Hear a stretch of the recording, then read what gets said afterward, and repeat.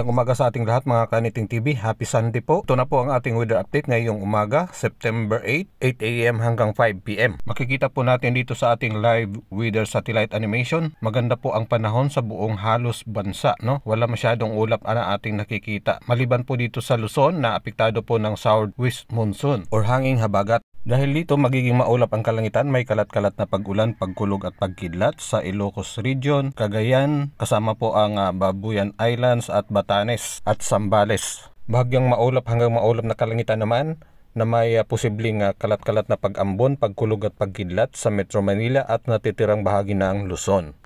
Ganon din po sa Visayas at Mindanao, bahagyang maulap hanggang maulap ang kalangitan na posible pong may magapag-ambon, pagkulog at pagkidlat. Aasahan pa rin natin mamayang hapon ang mga kalat-kalat po ng mga pag-ulan sa Visayas at Mindanao. Reminder lang po para laging latest po ang inyong mapapanood, mag-follow po sa ating Facebook at